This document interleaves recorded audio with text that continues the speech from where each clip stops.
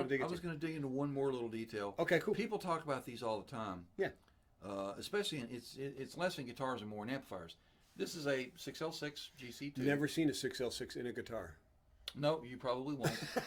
they're little big, little big and a little fragile. Yeah. But this is a 6L6 Yep.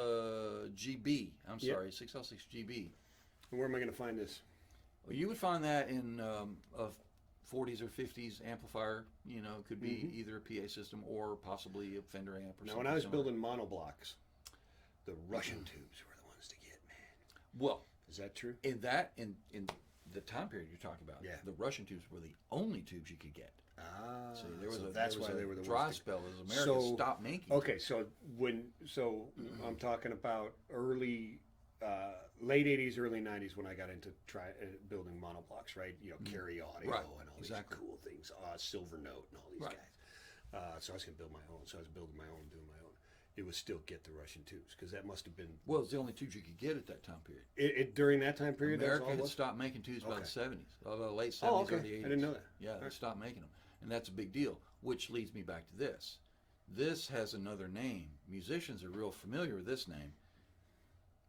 RCA black plate. Yes, okay, I know that name, but I Notice how never it- looked at it. But yes, they're black Notice plates. how Yeah. the plates are shiny The black. blacks are shiny you know? black. Yeah. That's an RCA black plate in pretty good condition. It just happens to be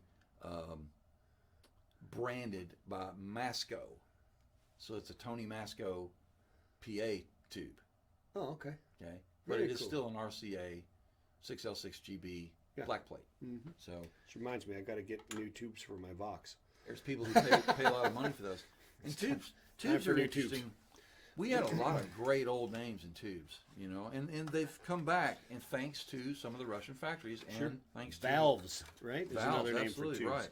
right. That's a Russian. I mean, that's a British name for tubes.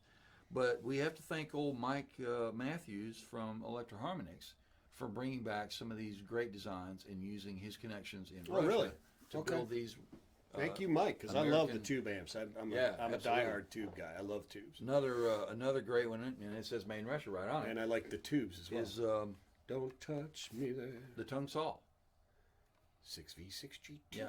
made in Russia. It's Yeah. a Ruski. The tongue saw was a There, yeah, fabulous this American is an brand. Electro-Harmonix. Okay. Yeah, it is an Electro-Harmonix. It is a tongue saw branded Electro-Harmonix. Wait. Okay, Okay. I know it says Electro-Harmonix on it, Yeah. Well, yeah, I mean, it's but it is still one of the tongue saw Gotcha. early. It happens to be an earlier one, but and I've got some of the newer ones that now say tongue saw on them. But tongue saw was You a tube guy or a really solid good- state? Oh yeah, tubes, 100%. Yeah, I wore out solid state stuff. I can give you the opinion on this if you want it. Of course. Why not?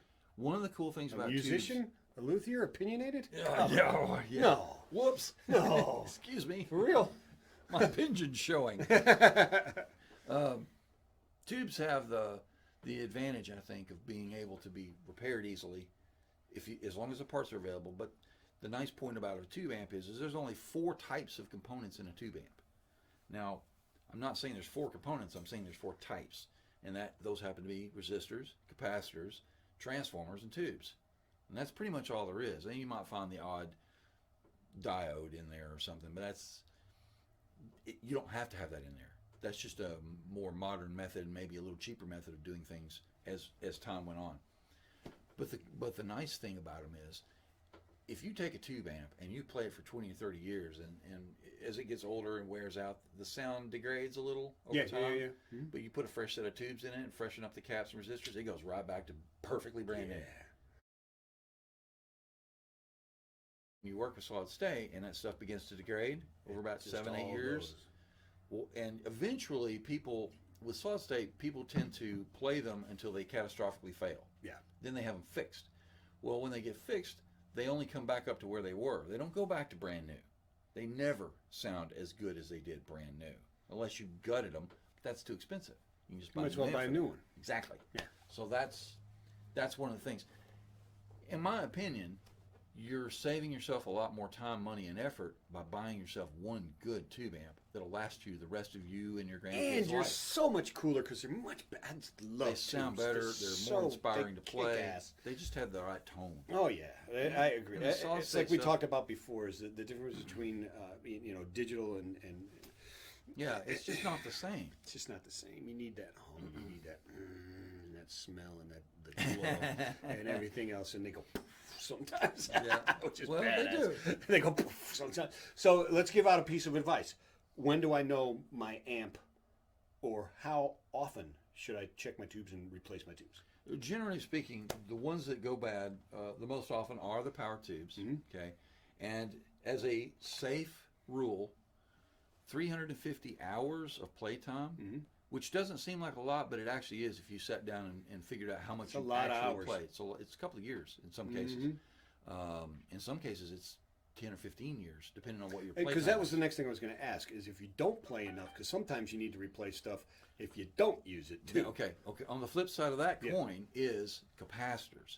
They have a habit of drying out over time if they're not used regularly. And how do you know if your capacitor's messed? Oh, you'll know. Okay. She starts humming and making weird Okay. kind of noises. You It's know? obvious. It's Yeah, not a it's real degradation of obvious. sound that you one day go, wait a minute, my strings are dead. Yeah, right. Right. No, yeah, it's not that subtle. Okay. It's usually a little more noisy, Yeah. obvious. But the nice thing again, like I said, you put in some fresh caps, fresh tubes, she's back to brand new. She sounds, Yeah. and that's the only part on tube amps that really wears out that you absolutely have no choice but to replace is speakers. Yeah, if you blow a speaker, you got to replace it. Yeah.